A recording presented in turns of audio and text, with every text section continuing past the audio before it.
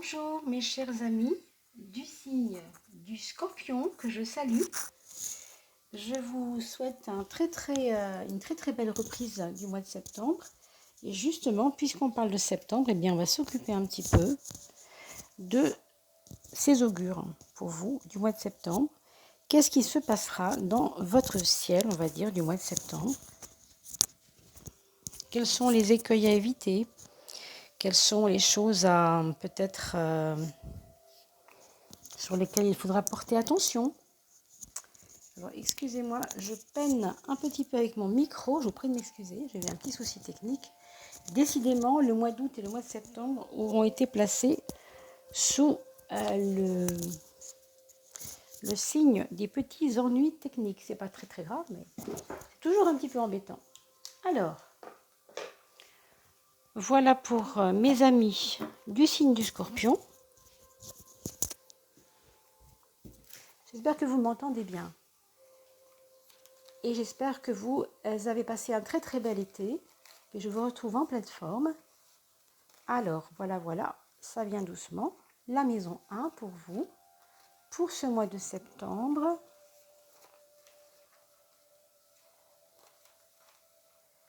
Alors, une qui serait tournée, 3.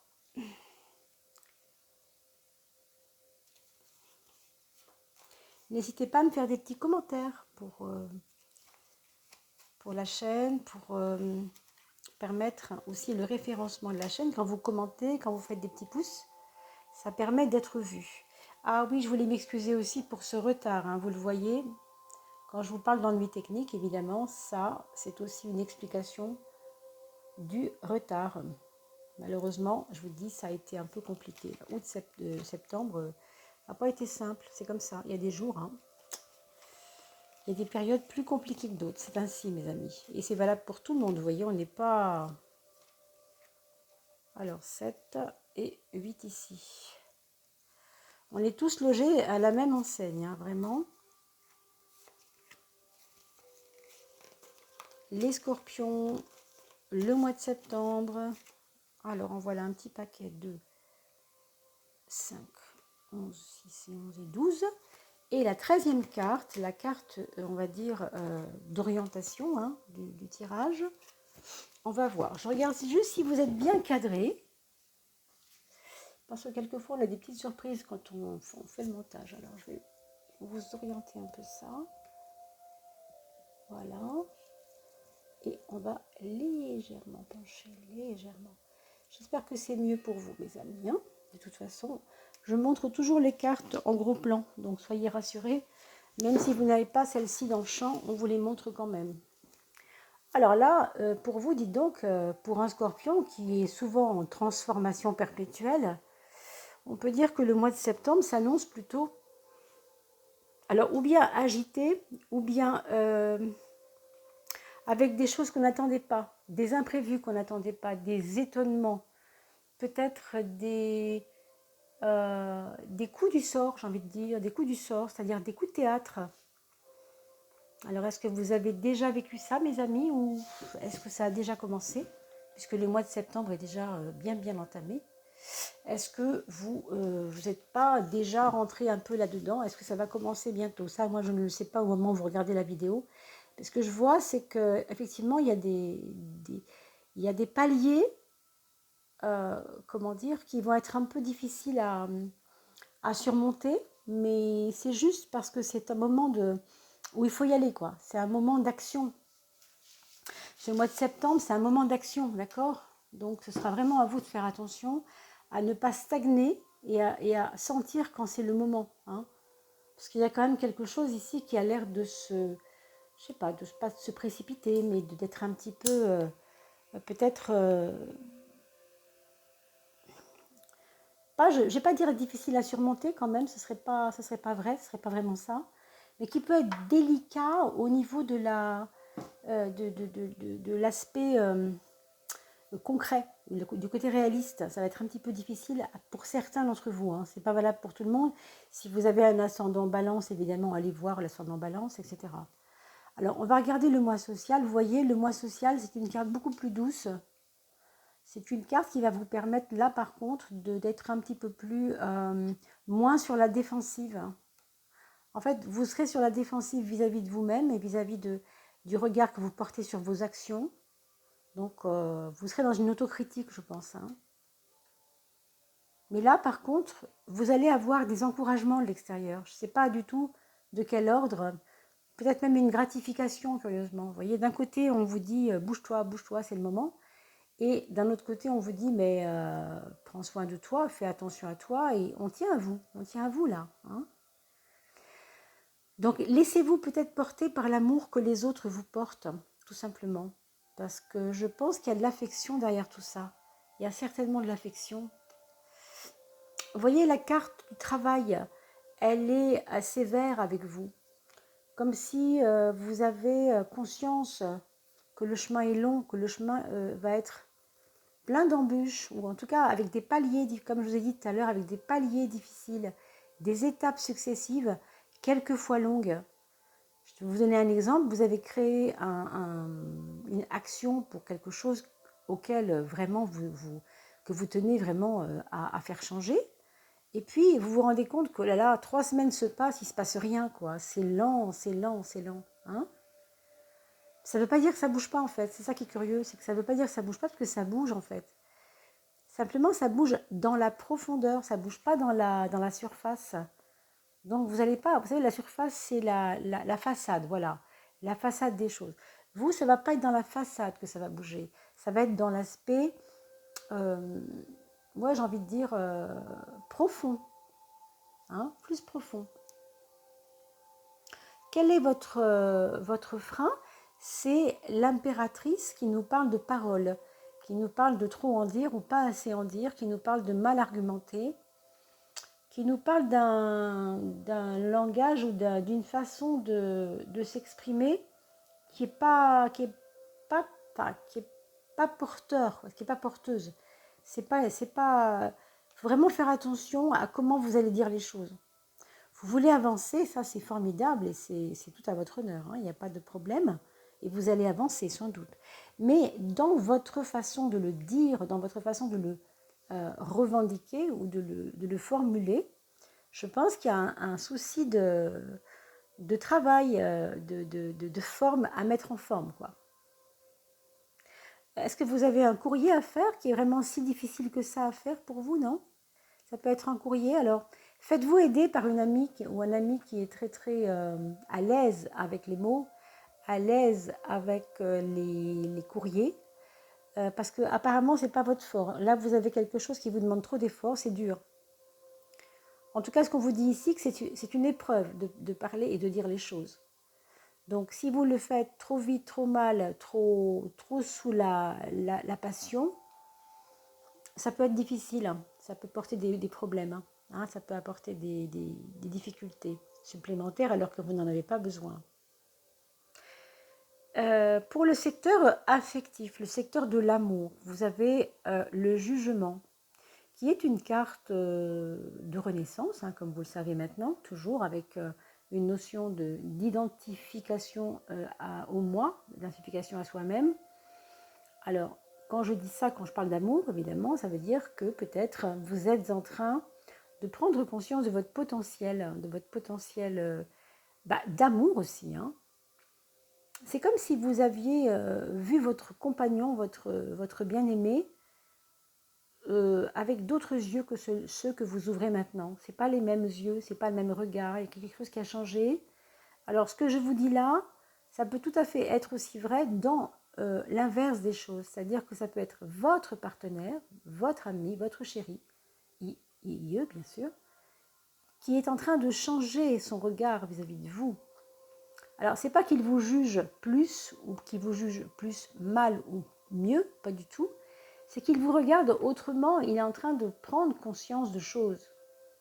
Et c'est pareil pour vous, ça peut être ou bien c'est vice-versa et c'est valable pour les deux, ou alors c'est simplement que vous êtes, vous, très très critique vis-à-vis de lui, parce que vous sentez que, je sais pas, il est différent, il n'est pas le même, il a changé, il y a quelque chose qui change.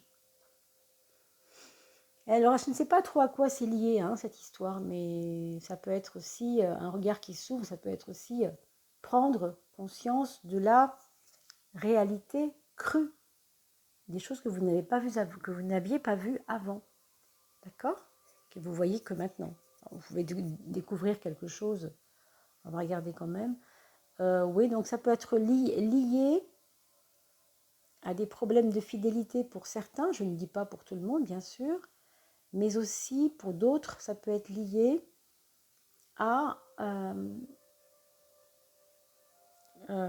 comme si comme si vous l'aviez dévalorisé avant, ou comme s'il vous avait dévalorisé avant, et que maintenant vous trouvez que finalement, ce qu'il dit, ce qu'il fait, ce qu'il émet, ce qu'il met en place est beaucoup plus intéressant que ce qu'il faisait avant. Alors, ce n'est pas forcément qu'il a beaucoup changé, c'est que, encore une fois, c'est votre regard qui change. C'est votre regard, c'est vous qui êtes en train de changer, et du coup, vous n'avez pas la même approche. D'accord? Alors, les projets, je ne vous ai pas raconté ça encore, mais pour les projets, en fait, on va avoir des projets qui sont liés à des enfants. On va déménager à cause d'un enfant ou à cause des enfants. Pour certains, ça pourrait aller jusque-là. Pour d'autres, il se peut que vous ayez besoin de le changer d'école, tout simplement. Parce que ça ne va pas là où il se trouve. Il y a quelque chose qui ne va pas, il y a des conflits. Il y a de l'inquiétude. Il y a envie de le rassurer et il y a envie de le, de le protéger. Hein, il y a un côté comme ça, peut-être, de protection. Il y a un chef d'établissement qui n'est peut-être pas assez protecteur avec vos enfants et du coup vous avez quelque chose qui vient vous donner envie de partir, de créer une bulle de protection pour vos enfants ou pour votre enfant ou vos enfants ailleurs. Tout simplement un projet de... Je sais pas, c'est drôle hein, comme idée, je voyais les enfants sous cloche, quelque chose qui protège. C'est une cloche au sens... un dôme, vous savez, le dôme de protection qu'on voit souvent hein, dans les vidéos sur le spirituel. Je voyais ça, en fait, vous les protégez avec une espèce de force invisible parce que vous tenez à eux et vous ne voulez pas qu'on les touche. Donc, ça peut être lié à ça, votre projet. Hein. Je ne dis pas pour tout le monde, mais il y a d'autres personnes qui vont avoir des projets de loi, des projets de mettre en place des nouvelles lois ou faire voter des nouvelles lois ou être influent dans des lois, être influent dans des questions de législation ou dans les écoles ou dans les institutions. Enfin, vous voyez tous ces débats que nous avons en ce moment hein, sur ce qui se passe. Il y a des personnes très impliquées ici qui vont avoir des projets pour septembre qui vont démarrer sur les chapeaux de roue. C'est vrai que quand on regarde cette carte, on se dit que, bon, on ne fait pas d'omelette sans casser deux, il faut y aller, quoi. Il faut y aller. Et effectivement, avec l'ermite, ce sera sur du long terme. On n'a pas forcément encore une fois, de résultats tout de suite. Ça, c'est votre carte, on va dire la carte du partenaire, de la partenaire, la carte de la maison 7, de la relation aux autres. Et là, vous avez la lune, qui nous parle toujours de refuge dans l'imaginaire, qui ne donne pas beaucoup de concrétisation au projet, hein, qui ne peut pas vraiment aider beaucoup au projet. En fait, vous ne comptez que sur vous-même. Vous avez l'impression que les autres vous ont fait bien rêver. Hein. Ils vous ont montré des chemins, mais des chemins, comment vous expliquer ça utopiques, j'ai l'impression. Et vous en avez marre de l'utopique. Vous voulez aller dedans. Vous voulez aller dans la sueur, dans le concret, vous voyez. Alors que faire avec ça? Peut-être que tout simplement, vous abandonnez des projets qui vous paraissent utopiques. Vous abandonnez peut-être une posture vis-à-vis de l'autre, vis-à-vis des autres, vis-à-vis de votre femme, ou de votre mari. Hein, ça correspond assez bien au sens critique dont on a parlé tout à l'heure. On ne le regarde pas de la même façon, ou en mieux ou en pire, on ne sait pas trop. En tout cas, il y a quelque chose qui change. Après, pour certaines personnes d'entre vous, mes amis scorpions, se peut aussi quand même que on retrouve dans le couple une certaine façon de communiquer, j'ai envie de vous dire, autrement que par les mots. C'est-à-dire par la sensualité, par un aspect, en passant par la méditation, en passant par des notions de relation à l'autre physique quand même, et j'ai envie de dire sensuelle quand même, hein, sensuelle, mais sans les mots, juste dans l'instant du moment présent, hein, dans l'instant, quoi. Allez, on va regarder le côté matériel. On a une carte 6 qui nous parle de choix, toujours, hein, de côté perplexe, le côté ambivalent, le côté je me pose un peu pour réfléchir parce que j'y arrive pas quand même, c'est pas évident. Tout ça dans votre maison 2, la maison du matériel. Donc, quel est ce choix que vous devez faire par rapport aux finances? Ouais, c'est pas brillant, hein. Qu'est-ce que ça veut dire, hein? Ça veut dire que peut-être il y a des solutions qui n'arriveront pas tout de suite. Voilà ce que je pense. Vous avez certainement des solutions pour sortir de l'ornière dans laquelle vous êtes pour certains. Bon, il y a des gens, et je vous le souhaite mes amis, qui ne vont pas avoir aucun problème financièrement. Mais pour ceux qui sont concernés par ce que je suis en train de dire ici, alors la solution ne va pas se présenter demain, quoi. Je veux dire, c'est pas quelque chose qui va, encore une fois, hein, il y a une notion de lenteur ici, hein, quand même. Pour moi, il n'y a rien qui va venir vous donner une solution tout de suite. Il va falloir attendre, il va falloir prendre sur vous, il va falloir faire jouer de la patience et surtout faire jouer la foi. Peut-être l'amitié, peut-être la protection amicale. Il y a peut-être des gens plus âgés que vous. Alors je ne sais pas pourquoi, je pense à un grand-papa ou une grande-maman.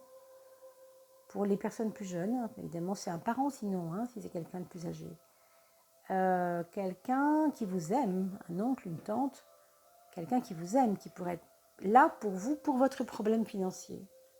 Osez, hein, peut-être oser dire, écoute, je ne vais pas attendre 10 ans, 20 ans que tu puisses m'aider, c'est maintenant que j'en ai besoin, est-ce qu'on peut s'arranger, papier et documents évidemment à l'appui, pour que tu puisses m'aider maintenant, parce que c'est maintenant que j'ai un problème, d'accord?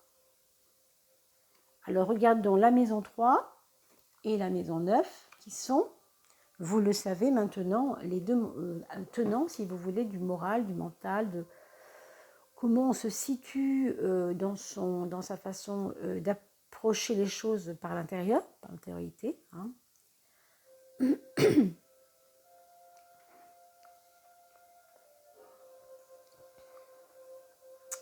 Pour moi, il y a quand même la nouvelle d'un frère ou d'une sœur qui revient vers vous, ou qui s'en va, hein, qui quitte carrément la région où vous êtes.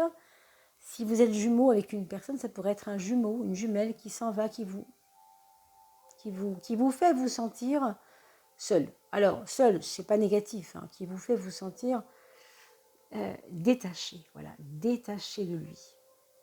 Ou bien parce qu'il y avait une telle symbiose avant que c'était un petit peu trop, ou alors tout simplement parce que y avait des affaires avec cette personne. Si c'est pas un frère ou une sœur, ça peut être un frère ou une sœur d'âme aussi, hein, c'est-à-dire quelqu'un que vous considériez comme votre frère ou votre sœur et qui n'est pas votre sœur de manière filiale. Hein. Ouais, ça peut être un rapprochement géographique ou un éloignement géographique d'un frère ou d'une sœur. Et puis à un niveau un petit peu plus subtil, pour moi, ce mois de septembre, mes amis scorpions ou ascendants scorpions, si vous avez plus de 40 ans, hein, bien sûr, c'est un mois de détachement par rapport à des bricoles, par rapport à des choses.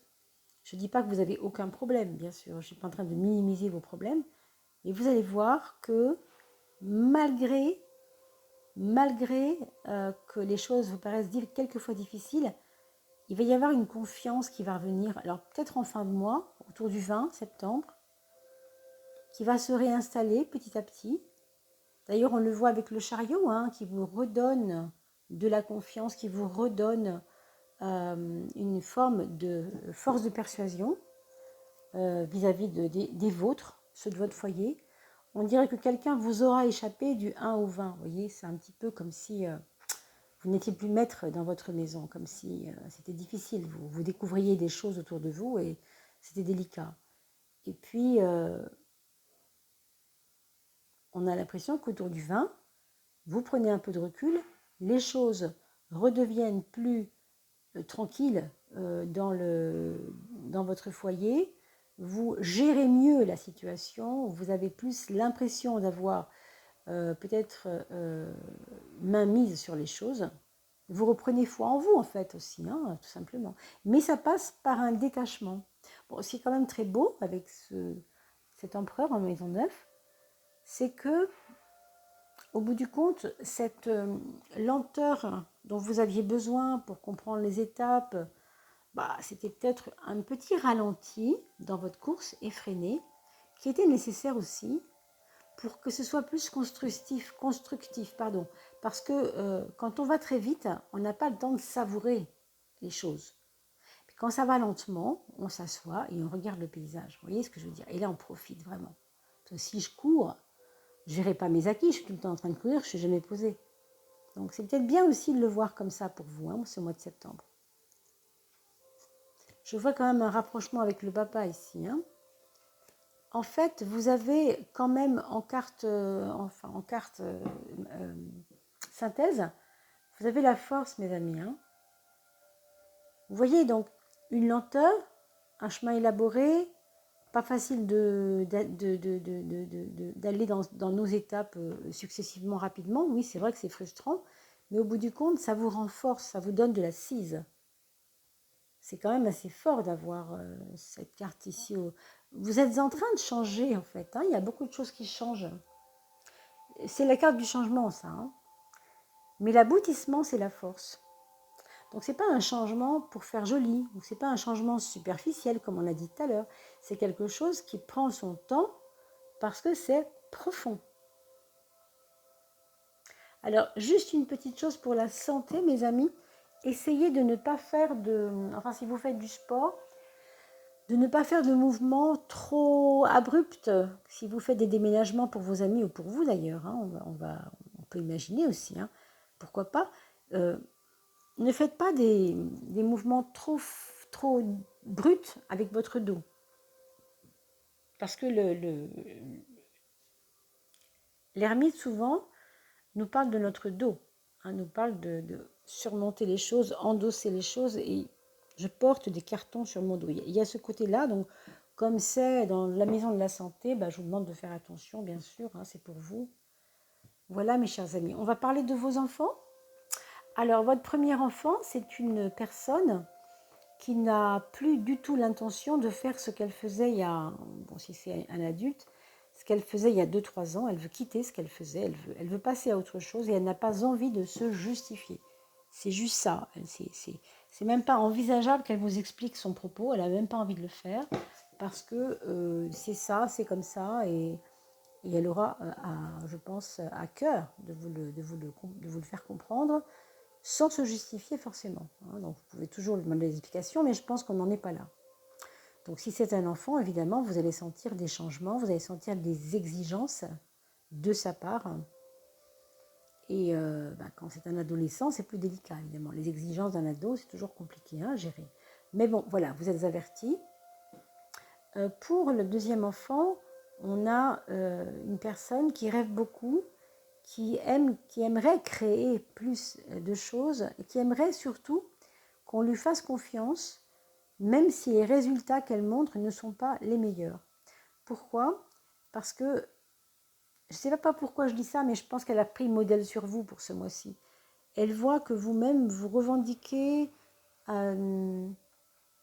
qu'il faut faire des efforts pour arriver à quelque chose. Or, vous faites des efforts et vous ne parvenez pas vous-même au résultat tout de suite. Donc ça lui pose question et elle se dit, ben moi non plus, je vais admettre que je n'aurai pas forcément des résultats tout de suite. Hein, il y a peut-être un petit peu de ça, donc vous le verrez bien sûr en conscience dans votre cœur, hein, mes amis. Mais je pense qu'il y a quelque chose comme ça ici. Hein. Après, c'est quelqu'un qui va se réfugier souvent dans sa chambre, à rêver, à à refaire le monde, peut-être avec des amis, je ne sais pas trop. Hein. Si c'est un adolescent, bien sûr, ou un jeune enfant. Et le troisième enfant, c'est quelqu'un qui est en train de déménager, de refaire sa maison, de se remettre à chercher un nouveau travail aussi. Vous voyez, il veut se réaliser au sens concret du terme. Il veut se réaliser. Il a peut-être été cette personne-là, que ce soit un adulte ou un adulte plus âgé, plus jeune. Si c'est un enfant, c'est plus particulier que ça, mais si c'est un adulte, il va avoir envie de se construire, peut-être parce qu'il n'a pas été suffisamment construit avant, que la vie lui a fait des choses compliquées. Il avait une fin de cycle avant, il n'arrivait pas à se défaire de quelque chose, et là, il veut construire. Évidemment, si c'est un enfant, il sera studieux, il aura à cœur d'avancer, il sera heureux de faire ce qu'il fait, hein, et il aimera bûcher pour avancer. Hein. Il y a un petit peu de ça. Et il y a un rapprochement avec le papa pour le troisième enfant, sans doute aussi, hein, que ce soit un adulte ou un enfant, ou en tout cas, s'il n'y a pas de rapprochement, ça peut être quelque chose à vivre vis-à-vis du papa, quelque chose d'important à vivre. Ensuite, on a le quatrième enfant. On s'arrêtera bien sûr toujours au quatrième. On ne peut pas aller plus loin avec le tarot. En tout cas, moi personnellement, je trouve que c'est un peu complexe. Alors, on a une carte qui nous parle d'apprentissage. Donc, peut-être que c'est votre jeune ado qui va partir en apprentissage, qui a envie de faire quelque chose dans la nature, peut-être avec la nature, avec comprendre la vie par la nature. C'est pas seulement un apprentissage au sens premier du mot, c'est aussi un apprentissage parce qu'il pense que la nature elle-même va lui apprendre, apprentissage, hein, apprenti, sage, la sagesse de la nature va lui apprendre des choses. Et ça, hein, qu'il soit adulte ou enfant, ça c'est... Vous allez bien le sentir de toute façon, hein, vous allez bien le voir. Je pense aussi qu'il y a parmi vous des personnes qui ont leur quatrième enfant qui risquent de passer devant monsieur le maire, mais comme on dit, sans cérémonie, juste au niveau légal, législation. Des PAX par exemple, vous voyez, des choses comme ça. Un PAX pour être en règle avec la personne et pas forcément une cérémonie, pas forcément une fête, quelque chose de plus austère, mais de nécessaire par rapport à la position qu'ils occupent. Voilà mes chers amis, j'espère que cela aura pu répondre à votre attente. On va se retrouver pour la coupe du fin du mois de septembre. Et jusque-là, écoutez, je vous souhaite un très très bel, non pas été, mais automne maintenant. Hein, on arrive maintenant dans l'automne tout doucement.